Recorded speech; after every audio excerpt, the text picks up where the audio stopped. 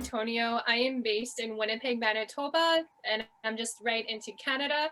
I do lots of art projects in my life. I'm a very hybrid person, so I'm not very specialized in one particular medium. I do like to explore. My passion for art started as a little kid, just doodling princesses, and then it flourished over time where I felt that I really wanted to do portrait art. So I experimented a little bit with watercolors, charcoals. Um, I kind of just flourished into that. I've been able to do a few art shows, and then I took that a little bit further and I went to a graphic design program. So that isn't really art, but I kind of want to get into the field and I want to explore graphic arts just to help me with my art a bit better. So those are the things that I have explored with the medium. I'm also going to be working on a children's book right now. So I'll be taking applicants in the next couple of months of children who want to talk about their lives, and they get to bring this to a cause and give all their contributions to a fundraiser of their choice. That would be everything I've done and just kind of my journey where I am today. I also work at a sign shop right now, so I do lots of graphic arts there. I don't get to do the portraits, but I am building connections and I absolutely love it. It's different. Yeah, I didn't talk about that. Okay, so I have done a lot in my life. So the other things I didn't mention, I was a magician since I was 7 years old. So for most of my life when I was 7, I just did magic shows. But then probably 4 years later, I saw a face painter and I'm like, what is this? And she's like, it's just face paint you paint on kids. And I thought it was absolutely wonderful. So I don't know how it happened, but I started adding that into my magic services and I started painting kids. It first started off with crayons, um, the most cheapest thing that you can get. So it was really, really bad face painting. But then over the years, I went to a face painting convention in Banff and I tweaked my skills a little bit. I got actual face paint. I also took some memberships. There's a company called Faba TV. That is a place where you can actually face paint and they'll show you the proper skills because there's a lot to know because you can paint on paper and it's different, but on a person, I feel like it's a bit more technical. So when you're actually painting on a child, I'm kind of breaking the forms of an image I want to draw.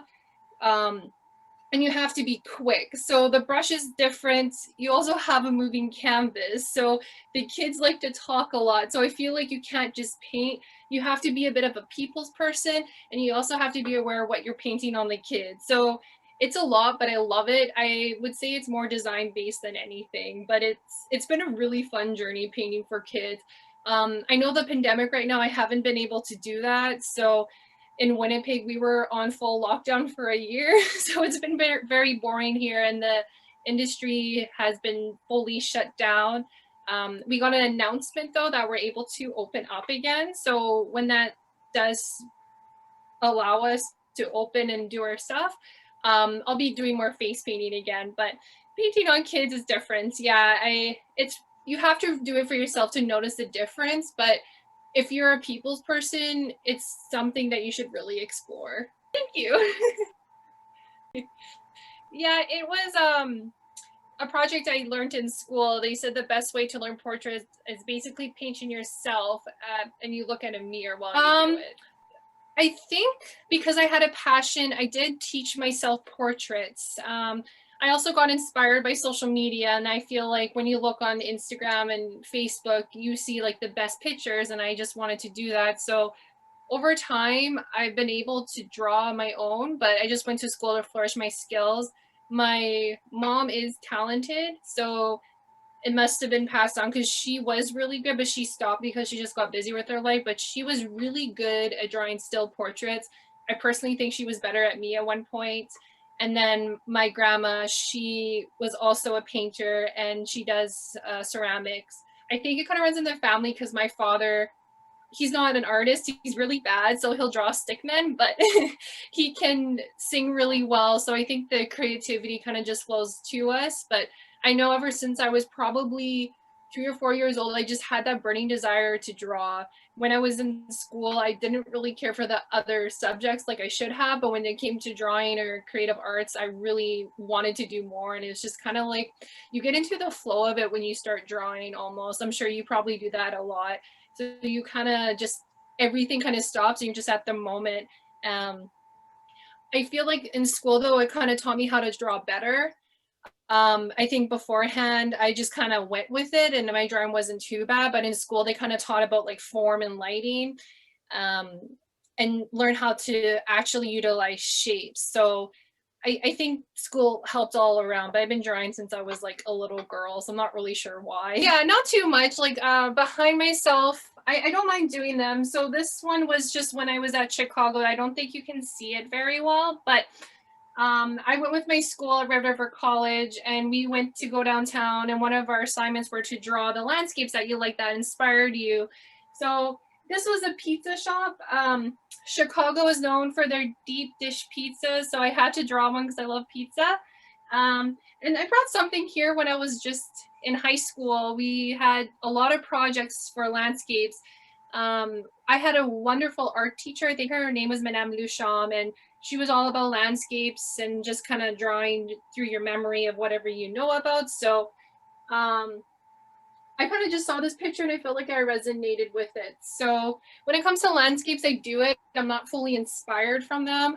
Um, I'm more the person who wants to be in the moment. So I'll do them occasionally, but it's kind of on the bottom.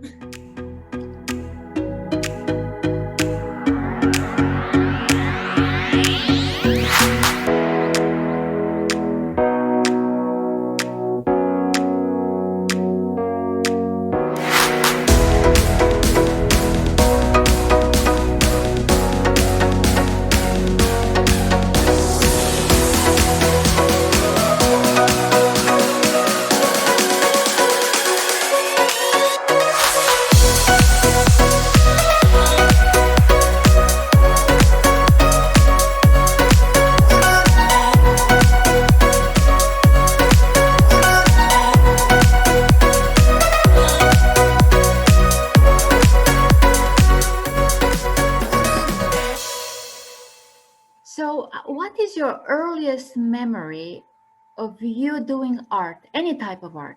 Yeah, sure. I think, okay, this is really bad, but I was 2 years old and I obviously could not draw as a kid.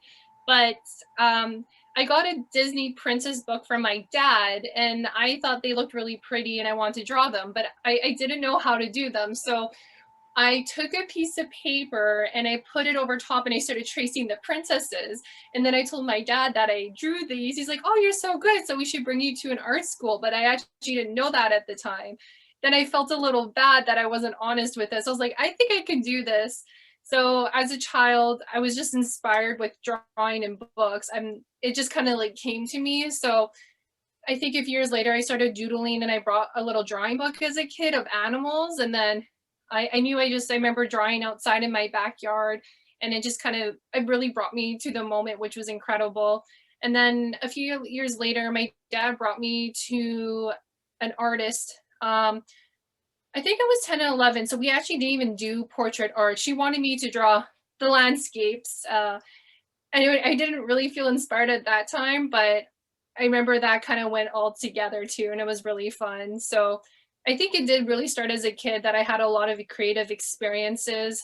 I guess since I was also a magician, I have met a lot of really cool people in my life that kind of inspired me because I have also met artists, musicians, everyone of jack of all trades. So I think that's what kind of springs to my mind a little bit. But as a kid, I remember that drawing and I just saw that I really wanted to draw them, but I couldn't because I didn't develop that. But I just kind of took that piece of paper and started just, I don't know if you've done that before, but I was doodling and I think that's what gave me that spark to actually try it. Well, I think over the years I've been inspired by many people, but I kind of don't stay to one person. Like I get inspired for a few weeks and then I switch it. But there is an artist that I found very interesting, and this is going to sound hypocritical, but there's a reason why I like this person just because he kind of thinks how I think. I don't know if you heard of the painter named Matisse.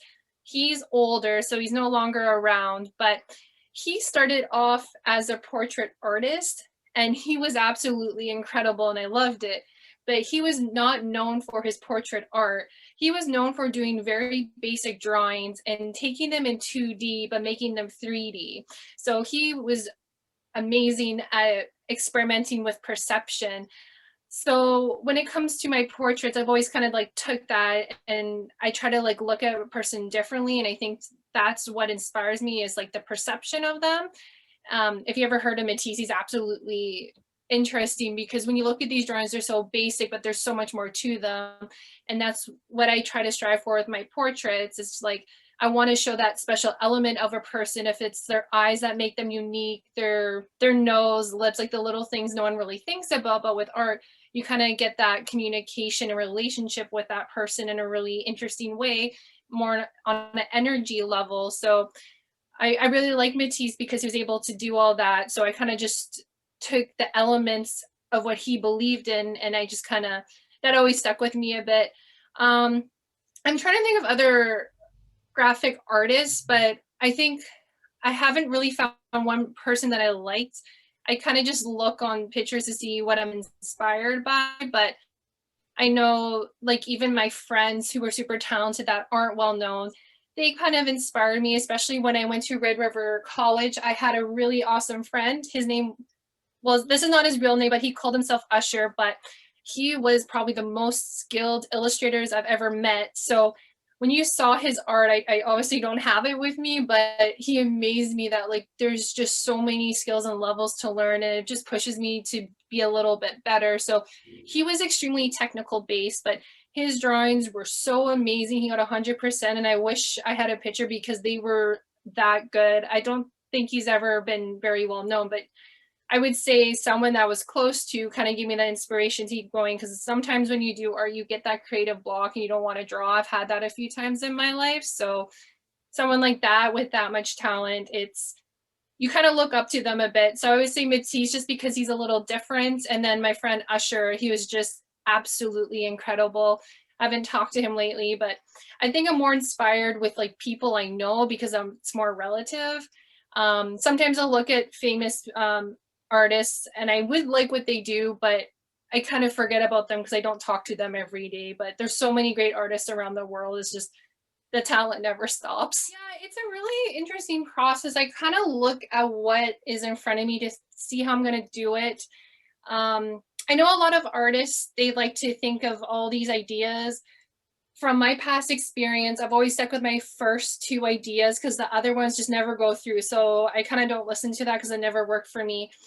When it comes to landscape, I can do both. It depends, but I do like taking the picture a bit. It's just I can't stay at a place for 8 hours. I'm so busy. I have to break it up into blocks. So when I start drawing, I'll take a picture with me and bring it to my house. And then I kind of start breaking up with the picture by the shades and then um, just different techniques to work with leaves and vice versa. So that one's a bit of a simple process.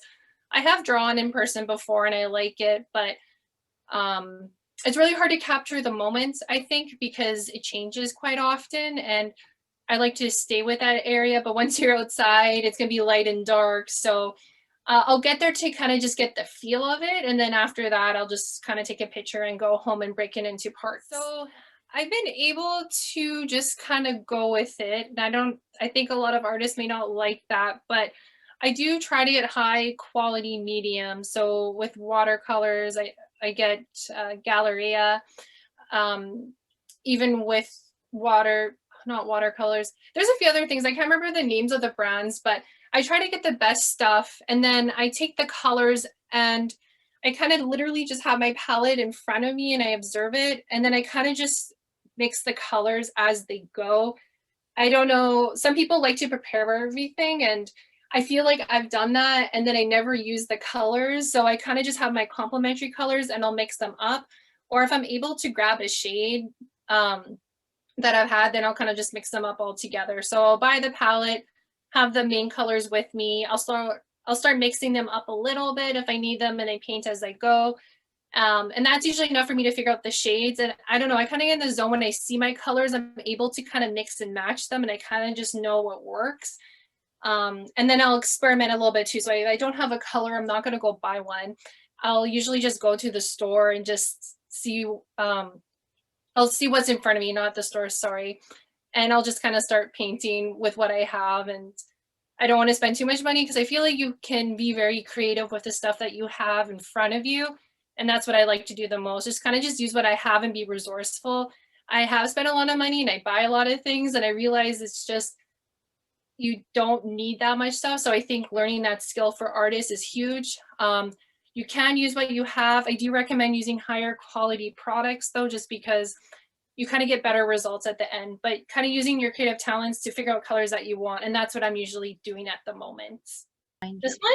Yeah, is that you? I didn't have bangs at that time, so I cut my hair. So I used to start portraits, and I sold a few years ago, but then I stopped. I went to school. Those portraits took me probably like 14 hours. But in school, they taught me how to paint, so it took me 3 hours. So I can do it really fast. Obviously, 3 hours is still long, but I need time to figure out someone's proportions, even myself, to see how I look. And then I kind of break down the colors. And then once I have that, I'm able to understand lighting now. So I think technique helps, especially if anyone has some sort of talent. It's easy to flourish a little bit. So it took me a long time, honestly, but the more repetition and the more you know, the quicker you can do it. Yeah, I think like everyone's been super supportive. Like my grandparents loved what I do. My family has been super supportive, so they helped me tremendously, like my friends. So in Winnipeg, like there's a lot of talent in our city, and I'm sure it's like that everywhere, but Winnipeg is very multicultural. So I've been able to go to art shows, and I've been able to network with people. It doesn't really stay, but I would say I have a really strong support system when it comes to what I do. It is a little intimidating because like I think everybody, there's a lot of talent, right? You kind of look at a hockey player, and so many people want what they have and they'll strive for it. But I do have a background in business and marketing. So if you're able to make yourself stand out, there's a huge advantage to that. So I think if you know how to make yourself stand out, then the competition isn't too bad because you're making yourself like a unique service. Kind of like with coffee shops. I have a few friends that own them in our city, and everyone can have a coffee shop, but the difference of the successful ones is that they've picked a target market. So I have a friend, her name is Katrina, and she owns a coffee shop called Scout Coffee. And what's so unique with her coffee is for parents with kids, and there's a playground. So even though it's coffee, they have a selling point. So if you can establish yourself that way, it makes it easier. I'm still kind of working on that. I know I wear many hats, so I do face painting and portrait art. So I guess that's how I've stood out a bit, but I'm kind of rebranding a little bit as well. But with the artists, I especially seen like after COVID, a lot of people do it. And obviously everybody wants to stand out there. But I think the other thing that I've been trying to do, which is successful, I'm trying to do a bit more with my art now. So I'm kind of changing my direction. So I talked about that I want to do a children's book. So if you can take art and be a bit creative and put into products that sell, that helps a little bit too. So I think you have to be creative and understand people's wants. But with the portrait art, I got lucky. I kind of went all in there for a few years and started selling it. And I think a lot of people liked how I did it. I couldn't figure out what I did differently. I don't think it was luck because I put a lot of work into it, but I think it's just how I draw. So you just have to find that unique selling point. But in Winnipeg, there's a lot of artists, but there's also a lot of other people that explore different talents. Like we have a lot of sculptors here. There's painters. We have a lot of circus individuals who are jugglers. So it's diverse and everyone's supportive. So I guess that helps too. I'm not sure how it is around the world, but here we're pretty lucky because I think everybody wants you to strive here. So there's a lot of resources and connections that way, but you really do need to make yourself stand out. Like there's 1,000 artists, like probably in a small town, right? So you have to like see how you can help somebody and you have to really make yourself stand out. So That is a tough part because I don't think everyone can make it if you're just like, well, I can draw, and it's like, okay. So especially with my face painting, I was smart about that one because as a magician, I wanted to actually use art in some ways. So I got really busy, so I couldn't do portrait art. So I thought I can do face painting. That was a great selling point for me because everybody loved that I did it. So I think that's what helps. It's hard, but I think if you find something that makes you unique, then it makes a really huge difference. A little bit. I It depends. I feel like I've never had the chance to do it. Like I understand it. Um, I feel like I just been better of seeing people and just kind of figuring out if I want to draw them in watercolors or if I want to use acrylic, kind of like the feel of the person. I guess I'm very energy based, so I kind of go with my feeling. So I'm very intuitive, but yeah, I haven't really explored mixed media. Lots of people do it. I also had a lot of my friends ask me to go digital. I actually don't really want to go digital because I feel like you're kind of losing that human touch. And I feel like I'm losing an aspect of myself, so I probably won't do it. But yeah, I don't know if I'll explore it. Maybe down the road. I know I have a lot of goals right now when it comes to what I want to do. Like I want to get the face painting back out of Winnipeg when COVID's fully done, and then um, I'm working on my children's book so I can do portraits and make it into a story. So we'll see. That one might be a mixed media because when I interview the children, then they might want mixed media. So I'm going to do it towards them. So not yet, but it might be in my future depending how things go. Yeah.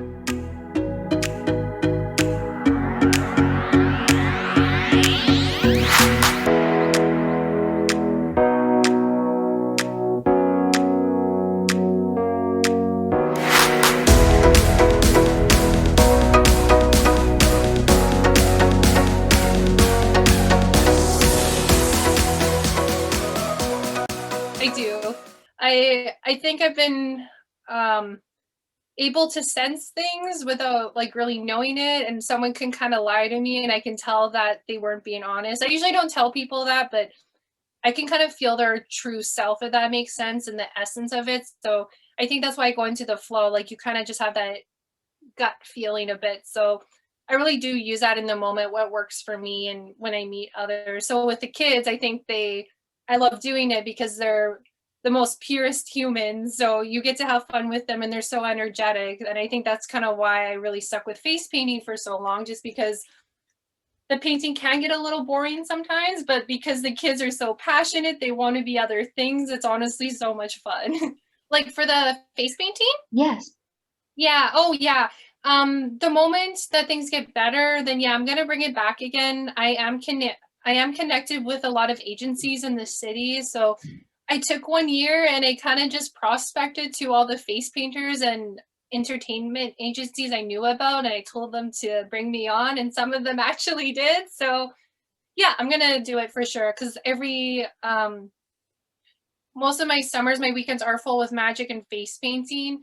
I also do balloon artistry as well. So I like doing lots of things. So if I can do it, I will, but I have to look into it a bit more because I'm sure they're going to change the laws. Winnipeg here looks really weird right now because the stores have all these directional signage where everyone has to go. So when everyone feels a bit better, I'm definitely going to bring it on, but I really hope it does go through because I want to do it again. And worst case scenario, if it doesn't, then I'm shooting for next year. So whatever works. I'm not like too upset about it. Like I like my time off. I'm just hoping I can do it again when the time is right. Oh, thank you. So I actually brought this one. It's a study from school. So this is where it was really weird for me, but to actually understand people, you have to do life drawings. So this is a gentleman. I've kept it because he had a lot of character and he's very musical.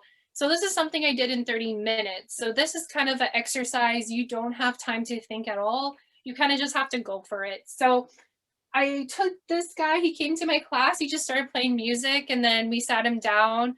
I think what I did at that time, my instructor taught me some techniques to be a bit better. So you would start drawing the outline of the person, and then from what I remember, you kind of just look at the shading. So you start at the dark to the lights, and then if you have time, you just add some character. And I think that was pretty much on that one, but I kept it because during my college years, I met a lot of interesting people, and I think that was something that really flourished my skills. So I've always I'm losing my voice, sorry. So I've always liked that one. I think it has a lot of character. So that was the first time I took someone in real life and I was able to draw them, because that's kind of scary for artists. You have someone that's moving. With kids, they're jiggling, but you're doing a design to them. So it doesn't really matter. You can perfect it that way. But a person, you want to make sure you're still grabbing every parts of them correctly. So I was really proud of that one, because it's not easy if someone's like moving around and then you don't know if you captured their angles properly. So this one I liked.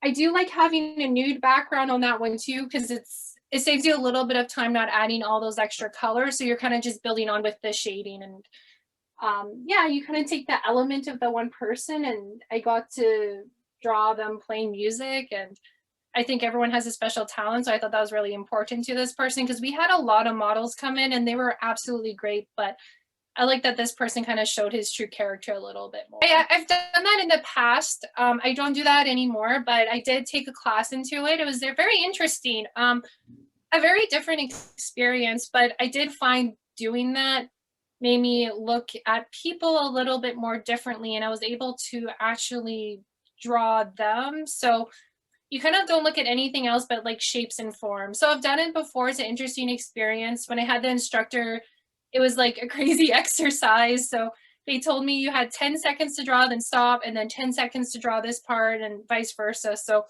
it kind of felt like a race almost to get everything. So, but it teaches you, because we're very complex people. Everyone has a unique form to them. So when it came to live drawings, it was different, but it helps to do something like that. It's kind of weird, because I think a lot of people shy away from it, but we are humans. So it was a good experience for me. And I think everyone in my class loved it as well, because I think you kind of like learn a little bit better, especially when you look at a person. We have a lot of different proportions. So it's really hard to make someone look human. So you kind of go there and you understand how people look a bit better. So when you're actually doing a live drawing, you kind of have that proportion stuck in your head. So it becomes you. And then you're able to understand how someone's supposed to be laid out a little bit. So it was different. I don't know if I do it again, but I think I'm happy I did it for the experience. And I think I feel pretty confident where I kind of just want to make products and draw people now. But I'm happy that I took the time to learn it. It was very different though. So some people love it and they still do it. I think I just kind of enjoyed it for that one time experience. It is. It's definitely different. That's really hard, because I don't mind computers, but I just feel like you're really losing what you're capable of doing. But I get it. Like, a lot of people like doing it right now because it's obviously quicker, and then you can go in Illustrator and make your brushes. So like, I get it, but I think some people still really value it. I think in the future I might have to change how I approach things a bit. I don't know if I would just kind of keep it as a hobby or vice versa, but I think there will still be a lot of people who still appreciate it. So I think I would still stand out a bit if a lot of people are going computers and they see someone who kind of just did it authentically. I feel like they would probably be like, oh, this still exists. And I would tell them yes. Um, Though I am very hybrid, I might change my mind. I don't like to say that I'm going to be stuck on it forever. Like, this is what I feel right now. But if something changes and I don't like what I'm doing and I feel like I really have to do it for any reason, then I might try it then. But at this moment, I do agree. I kind of like the medium. I just really like drawing. So I might just have to change my approach a little bit. But I think that's just like life. So we'll see what happens with that one.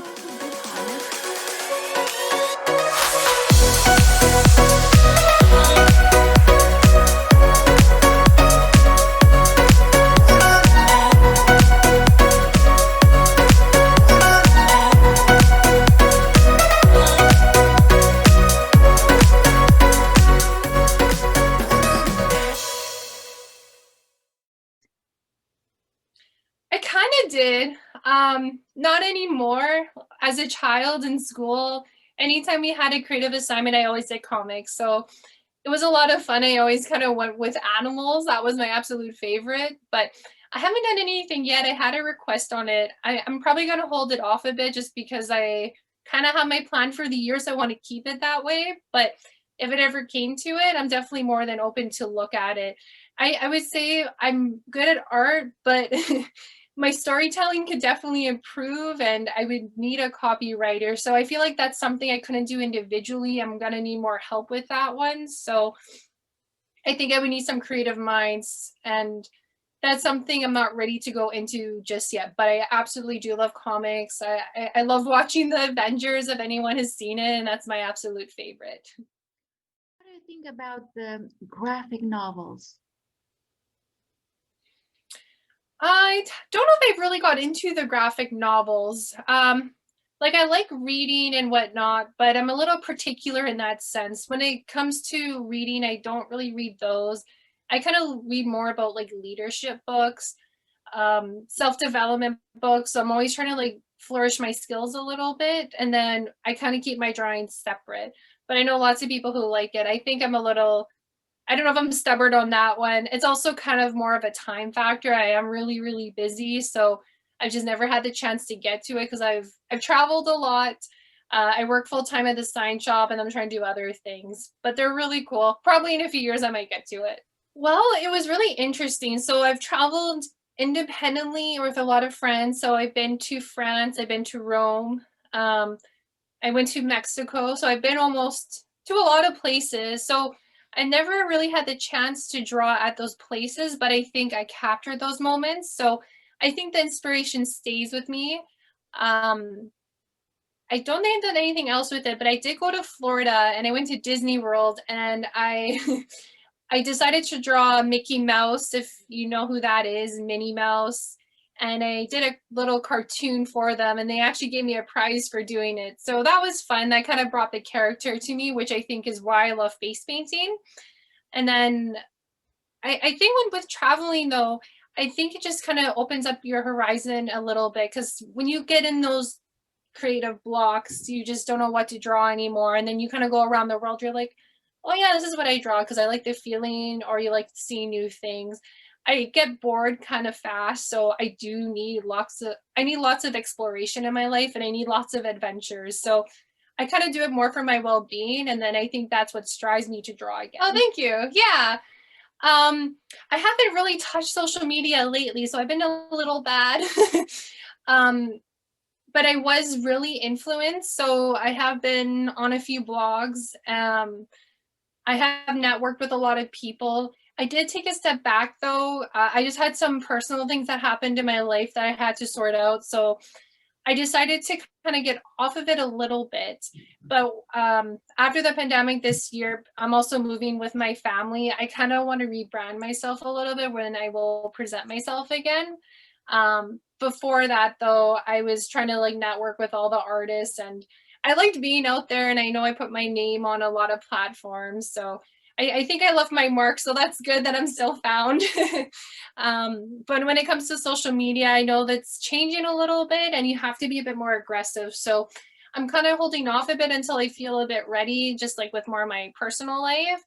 Once that is all done, then I'm going to be pushing myself a little bit harder. But I know at my sign shop right now, I kind of wanted to do my creative projects there. So that's taken a lot of my time. So it's also a time factor. I haven't done the social media. And then I want to do my children's book. So once that's done, I have an idea how I want to rebrand myself, but I kind of want to do it right. And I want it to look really professional and outstanding. Sure, I actually thought about that. So I'm happy you asked it. So in the next 5 years, I think it's everything that I've said before. So I don't know if that's really going to change, but I'm doing my portrait art. I think I do want to build it into a business that's unique. So I'm gonna vamp that up a little bit more. I'm working on my child's book, so I guess that's kind of my comic. I want to do that, and it would be the face painting. I really, really do like it, and I met a lot of people, so I never want that to stop. So those are my three priorities. I do like exploring my graphic design. So that's where I kind of keep it different, where I want to build products. So I might do something with that, but that's a little bit down the road. So I think that's a lot to accomplish in 5 years because I never want to stop my portraits. I really do like them. So if I can do them in any way, I will. And if I can sell them again, then I'm going to. I know the comic book, I really want to do it for children. I think that would be a great thing for me to do because I love kids and I feel like I resonate with them. So I'm going to really dive deep into that one. And then with everything else, we'll see. But I think I have three things there, especially with the face painting, because it's really a lot of fun. If anyone hasn't tried it, you should do it just because it's so silly. I remember I was working at a daycare for a few years, and I let I used to face paint the kids when we were bored, and then one day I let them paint me, and it was a good time. So I don't think I'll stop that just because the energy is so different. So I think that will come to mind. I know life changes, so I'm gonna have other things, but I don't think I want to change those right now. I would say just to always keep going. I know life kind of gets into the way, and I sort of talked about that, but a lot of people stop their talents, and I know I've stopped drawing for some periods of my life, but I think that's a part of you. I think you always have to keep going with that, even when life changes. I think that's your mission and why you should be on this earth is to explore and define something about you. So if that's art, you should do that. If you have any other talents, I think you should always do it because a lot of people they kind of push it away and they say, "Well, I had kids, I got married, something out on the job. I am so busy," and I totally get that. But I hear that as a complaint, and I think if anyone has a talent or is interested, I think you have to keep going. I think planning is super important. So having your vision in mind is crucial. I am so strong with that. So I literally have a vision, I write it down, and I break it down into steps on how to do it. And it's very actionable. And I guess this is one other thing I'm going to say, and I'll kind of keep it there is criticism. I've obviously been critiqued a lot and been hated, kind of like anyone else. And you can kind of take it two ways. I kind of just use it as personal criticism and nothing more, anything against me. So I would say just to never stop. And if somebody doesn't like what you're doing, it's not about them, it's about you and your success. So I would just tell someone if, or the viewers that are watching us right now, just to kind of enjoy what you do, work really hard on what you're doing. And if you love something, you should do it. It's definitely your calling.